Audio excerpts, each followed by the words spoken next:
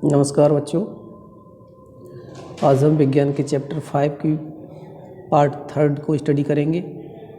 कल तक हमने पढ़ लिया था अंतःप्राद्रव्य जाल का यानी पार्ट्स ऑफ सेल्स के भागों के बारे में हम पढ़ रहे थे, कोशिका के भाग। अंतःप्राद्रव्य जाल का 2 प्रकार की हमने पढ़ी थी, चिकनी अंतःप्राद्रव्य जाल का और खुरदरी अंतःप्राद्रव्य जाल का। इसको शॉर्ट में कह देते हैं RER और इसको कह देते हैं SER, यानी स्मूथ एंडोप्लाज्मिक रेटिकुलम और रफ एंडोप्लाज्मिक रेटिकुलम। तो इतना हमने कल पढ़ लिया था। इसके कार्य थे अंतःप्राद्रव्य जाल का, यह केवल ऐसा अंग है जो कोशिका के अंदर पदार्थों और केंद्र के बीच परिवहन के लिए नलिका सुविधा प्रदान करता है, यानी एक पाइप जैसी स्ट्रक्चर बनाता है जो केंद्रक और जो भी कोशिका द्रव्य है उसके बीच में जो भी पदार्थ हैं उनके आने जाने का साधन बनाता है। नेक्स्ट पॉइंट है, यह अंगकों के बीच बायोकेमिकल क्रियाओं के लिए स्थान उपलब्ध कराता है, यानी जो भी सेल्स के अंदर रिएक्शंस या क्रियाएं होती हैं उनके बीच में ये गैप यानी स्थान उपलब्ध कराता है। यह वसा प्रोटीन संश्लेषण में मदद करता है। SER यकृत की कोशिकाओं में विष तथा दवा का निरावशीकरण करने में महत्वपूर्ण भूमिका निभाता है। कहने का मतलब जो स्मूथ एंडोप्लाज्मिक रेटिकुलम है वो यकृत यानी लीवर की जो सेल्स हैं उनमें जो विष बन जाता है या जो भी दवाएं हैं उनको क्या करता है, वो डीएक्टिवेट करता है, यानी डेक्टोफिकेशन या उनको निरावशीकरण करने में हेल्प करता है। आज हम पढ़ेंगे लवक यानी प्लास्टिड। लवक क्या होते हैं?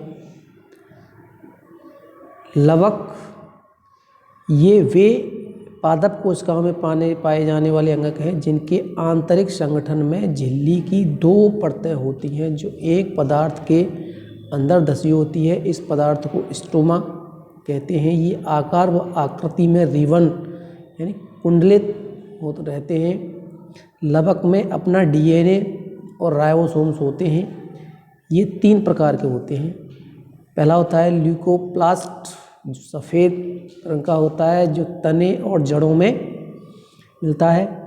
दूसरा होता है क्रोमोप्लास्ट, ये लाल भूरे रंग का होता है जो जड़ और तना पत्ती में भी मिलता है। तीसरा होता है क्लोरोप्लास्ट, जो हरे रंग का होता है जो पत्तियों में अक्सर पाया जाता है।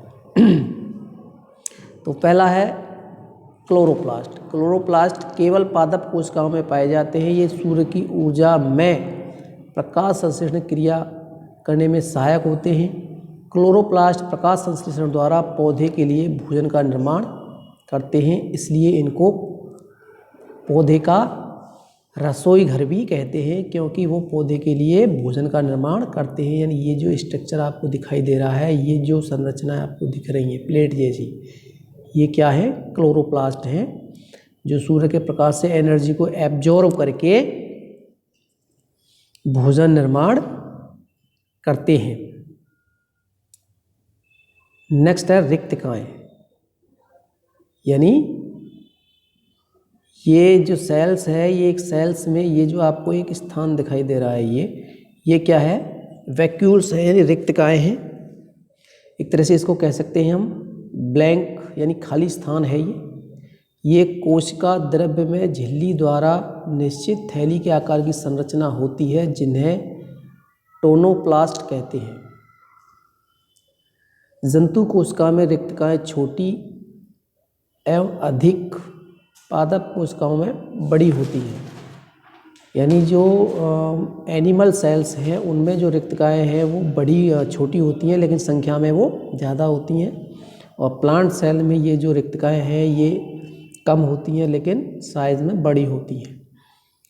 नेक्स्ट पॉइंट है, बड़ी रिक्तिकाएं कोशिका का 90% भाग घेरे रहती हैं, यानी जो बड़ी सेल्स होती है वो सेल्स का लगभग भाग को घेर लेती हैं। इनके कार्य, ये कोशिका के अंदर पराशरण दाब का नियंत्रण व पादप कोशिका में अवशिष्ट उपापचयी पदार्थों को इकट्ठा करने का कार्य करती हैं।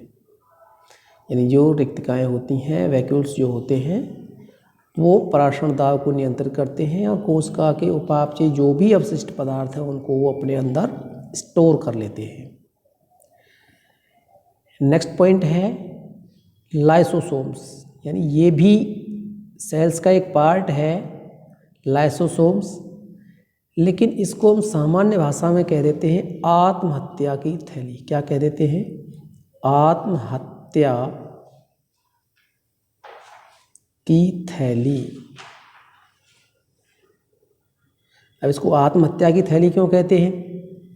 क्योंकि इसके अंदर कुछ ऐसे एंजाइम्स भरे हुए होते हैं जो उपापचयी क्रियाओं को करते हैं। बाय द वे अगर ये लाइसोसोम सेल्स के अंदर फट जाता है तो इसके अंदर जो भी उपापचयी एंजाइम्स हैं वो क्या है, उस सेल्स को नष्ट कर देते हैं। इसलिए इसको क्या बोलते हैं? आत्महत्या की थैली। समझ में आया बच्चों? इसके बाद जो लाइसोसोम्स है, गोल्जी उपकरण की कुछ पुटिकाओं में एंजाइम्स इकट्ठे हो जाते हैं। ये एकल झिल्ली युक्त पुटिका लाइसोसोम्स कहलाती है। इनका कोई निश्चित आकृति या आकार नहीं होता। ये मुख्यतः जंतु कोशिकाओं में और कुछ पादप कोशिकाओं में पाए जाते हैं। फंक्शंस क्या है इनकी, कार्य क्या है? इनका कोई मुख्य कार्य नहीं होता। ये कोशिका को साफ रखना है, यानी जो कोशिका के जो भी उपापचयी पदार्थ हैं उनको डीएक्टिवेट करना या डाइजेस्ट करने का काम होता है। बाकी इनका कोई ऐसा कोई खास कार्य नहीं होता। उपापचय प्रक्रियाओं में जब कोशिका क्षतिग्रस्त हो जाती है तो लाइसोसोम्स की पुटिकाएँ फट जाती हैं और एंजाइम स्रावित हो जाते हैं और अपनी कोशिकाओं को पाचित कर देते हैं। यानी जो लाइसोसोम्स के अंदर जो भी एंजाइम्स थे वो उस कोशिका को ही डाइजेस्ट कर देते हैं। इसलिए लाइसोसोम्स को कोशिका की आत्मघाती थैली या आत्महत्या की थैली भी कहते हैं। समझ में आया बेटा? आत्महत्या की थैली क्यों कहते हैं? तो आपको ये पॉइंट नोट डाउन कर लेना है, वेरी इंपॉर्टेंट पॉइंट है। कभी कभी एक नंबर में क्वेश्चन ये पूछ लेता है कि लाइसोसोम्स को आत्महत्या की थैली क्यों कहते हैं, तो आपको ये सारा आंसर इसमें लिख देना है यहाँ से। समझ में आ गया बेटा? इसके बाद है डिफरेंस है पादप कोशिका और जंतु कोशिका में अंतर, कभी कभी पूछ लेता है 2 नंबर में। तो पादप सेल्स प्रकाश संश्लेषण हेतु क्लोरोप्लास्ट होता है इनमें।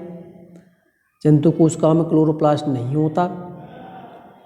आकार आकृति निश्चित करने के लिए कोशिका भित्ति होती है और कोशिका भित्ति इनमें नहीं होती है। इनका आकार अनिश्चित होता है जंतु कोशिकाओं का। रिक्तका उपस्थित एवं बड़ी होती है, यानी जो वैक्यूल्स अभी हमने पढ़ा था वो उपस्थित होता है लेकिन वो बड़ा होता है। और जंतु कोशिकाएं में रिक्तकाएं अनुपस्थित होती हैं या होती हैं तो बहुत छोटी होती हैं। नेक्स्ट पॉइंट है लाइसोसोम्स नहीं पाया जाता, यानी जो प्लांट सेल हैं उनमें लाइसोसोम्स एब्सेंट होता है और जंतु सेल्स में लाइसोसोम्स पाए जाते हैं।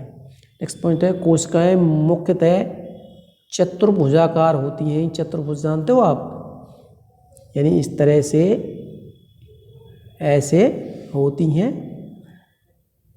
गोल्जी उपकरण पूर्ण विकसित नहीं होता। इसमें जो जंतु कोशिकाएं हैं उनमें कोशिकाएं विभिन्न आकार की होती हैं। गोल्जी उपकरण उपस्थित व पूर्ण विकसित होता है। तो ये कुछ पॉइंट्स थे, डिफरेंस थे, ये आप सभी कर लेंगे। आपके सामने 2 डायग्राम दे रखे हैं। ये प्लांट सेल है और ये एनिमल सेल है। तो आप देख रहे हैं इनमें ये जो पॉइंट दिख रहा है आपको, ये क्या है? वैक्यूल्स है, जो एक बहुत बड़ा स्थान है। बाकी जो एनिमल सेल्स है उनमें ऐसा कुछ कहीं नहीं दिखाई दे रहा, लेकिन है तो बहुत छोटा सा स्थान है, ये आपको दिखाई दे रहा है। ये होता भी है तो बहुत छोटा छोटा होता है। और प्लांट सेल में जो वैक्यूल्स हैं वो बड़े होते हैं और ज़्यादा स्थान, यानी लगभग ये 90% स्थान को घेर लेते हैं सेल्स को। ठीक है बेटा? तो ये डायग्राम्स आप जो है देख लेंगे एक बार। मैं इनको थोड़ा जूम कर देता हूँ। ये आप देख रहे हैं, ये जो है न्यूक्लियस है और ये सेल्स के पार्ट है। ये आपको जो मोटी मोटी मेम्ब्रेन दिख रही है ये क्या है? कोशिका भित्ति है। ये क्या है? ये भित्ति है जो केवल प्लांट सेल्स में ही मिलती है। और इसके अंदर वाली ये जो लेयर है ये क्या है, झिल्ली है, कोशिका झिल्ली। ये कोशिका झिल्ली दोनों ही सेल्स में पाई जाती है, प्लांट के में भी और एनिमल्स के में भी। और कोशिका भित्ति ओनली प्लांट सेल में ही पाई जाती है। ये पादप कोशिका, इधर ये जो जंतु कोशिका का डायग्राम है, इसमें जो बीच में ये दिख रहा है आपको, ये न्यूक्लियस है, ये माइटोकॉन्ड्रिया है, ये माइटोकॉन्ड्रिया है, ये गोल्जी काय है, और ये जगह जगह आपको दिख रही हैं ये पॉइंट्स, ये क्या है, माइटोकॉन्ड्रिया है, एक से ज़्यादा होती हैं। और ये छोटे छोटे जो पॉइंट आपको दिख रहे हैं ये क्या है, रिक्त काय है, यानी वैक्यूल्स हैं। क्या है ये, वैक्यूल्स हैं। ठीक है बेटा, तो एक बार इनको आप देखेंगे और इनका डायग्राम भी आप बनाएंगे, क्योंकि ये डायग्राम भी बनाने को पूछ लेता है, तो डायग्राम बनाने की प्रैक्टिस करेंगे। ठीक है बेटा, इसके बाद लास्ट हमारे पास है कोशिका विभाजन। ये वैसे आपको पढ़ना नहीं है, क्योंकि ये जो कोशिका विभाजन है, अभी हमने ऊपर सबसे पहले पढ़ा था, 2 प्रकार की सेल्स थी, प्रोकैरियोटिक और यूकैरियोटिक। तो जो यूकैरियोटिक सेल्स हैं उनमें ये कोशिका विभाजन होता है, जिसको मायोसिस या मियोसिस के नाम से जानते हैं। कोशिका विभाजन जीवधारियों में वृद्धि हेतु नई कोशिकाएं बनती हैं, जिन्हें पुरानी मृत और क्षतिग्रस्त कोशिकाओं की प्रतिस्थापन और प्रजनन हेतु युग्मक बनते हैं। नई कोशिकाओं के बनने की प्रक्रिया को कोशिकीय विभाजन कहते हैं। सूत्री विभाजन और असूत्री विभाजन नामक ये 2 प्रकार के कोशिकीय विभाजन होते हैं। ये आपको डायग्राम के अनुसार दिखाया गया है। ये एक सेल्स है, इसमें जो फीते जैसी संरचनाएं दिख रही हैं ये क्या है, ये गुणसूत्र हैं। गुणसूत्र की जो संरचना होती है वो कुछ इस प्रकार से होती है, इस प्रकार से गुणसूत्र होता है। तो ये जो सेल्स है ये 2 भागों में डिवाइड हो गई है, इसको बोलते हैं कोशिका विभाजन। कोशिका विभाजन की प्रक्रिया जिसकी अधिकतर कोशिकाएं वृद्धि हेतु विभाजित होती हैं उसे सूत्री विभाजन कहते हैं, यानी कोशिका वृद्धि हेतु विभाजित होती है उसको सूत्री विभाजन कहते हैं। इस प्रक्रिया में प्रत्येक कोशिका, इसे मृत कोशिका भी कहते हैं, विभाजित होकर 2 समरूप संतति कोशिकाएं बनाती हैं। ये चित्र 5.7 यानी ये वाला है। सम्मित कोशिकाओं में गुणसूत्रों की संख्या मात्र कोशिकाओं के समान होती है। यह जीवों में वृद्धि एवं ऊतकों की मरम्मत में सहायता करती है। नेक्स्ट पॉइंट है, जंतुओं और पौधों के प्रजनन अंगों तथा ऊतकों की विशेष कोशिकाएं विभाजित होकर युग्मक बनाती हैं, जो निषेचन के पश्चात संतति निर्माण करती हैं। यह एक अलग प्रकार का विभाजन है जिसे अर्धसूत्री विभाजन कहते हैं, जिसमें क्रमशः 2 विभाजन होते हैं। जब कोशिका अर्धसूत्रण द्वारा विभाजित होती है तो इसमें 2 की जगह 4 नई संतत कोशिकाएं बनती हैं। नई कोशिकाओं में मृत कोशिकाओं की तुलना में गुणसूत्रों की संख्या आधी रह जाती है। तो यहाँ दोनों में अंतर क्या है, ये सूत्री विभाजन था, यानी ये वाला जो है सूत्री विभाजन है। कौन सा है ये, सूत्री विभाजन है। इसमें एक सेल से केवल 2 सेल्स बन रही हैं ये, और दोनों ही सेल्सों में जो गुणसूत्र हैं वो क्या है, बराबर होते हैं। ठीक है बेटा। लेकिन अर्धसूत्री विभाजन में क्या होता है, 2 से 4 सेल्स बनती हैं, और ये 4 सेल्स बनने के बाद, यानी पहले 2 बनी फिर 2 से ये 4 सेल्स बन जाती हैं। तो इन सेल्स में जो गुणसूत्रों की संख्या है वो क्या रह जाती है, आधी रह जाती है। क्या रह जाती है, आधी रह जाती है। और सूत्री विभाजन में गुणसूत्रों की संख्या मात्र कोशिका के समान होती है, यानी ये वाली सेल्स है, इस सेल्स में और इन सेल्स में जो गुणसूत्र है वो बराबर होते हैं। ये इतना अंदर होता है। बाकी ये थोड़ा सा टॉपिक अलग है और थोड़ा विस्तार से समझेंगे तब जाके समझ में आएगा। अभी हमारे सिलेबस में नहीं है, तो अभी आपको बस इतना ही पढ़ना है सेल्स के बारे में। ठीक है बेटा। इसके बाद ये कुछ क्वेश्चंस हैं जिनको आप चैप्टर को पढ़ के करेंगे। फिर भी अगर किसी को कोई प्रॉब्लम आती है, कोई क्वेश्चन नहीं आता है, तो आप मेरे से पूछ सकते हैं, बाकी तो ऐसा क्वेश्चन इसमें खास जो है टफ नहीं है। जैसे पहला ही पढ़ लेते हैं, प्रोटोप्लाज्म का संगठन क्या है। अभी हमने प्रोटोप्लाज्म के बारे में पढ़ा था, यानी कोशिका के अंदर जो भी प्रोटोप्लाज्म है जिसके अंदर सारे कोशिकांग होते हैं उनको प्रोटोप्लाज्म कहते हैं। कोशिका क्या है ये भी हमने पढ़ लिया था। विसर्पणासरण में अंतर, कौन सी झिल्ली बनाता है, प्लाज्मा झिल्ली कहलाती है।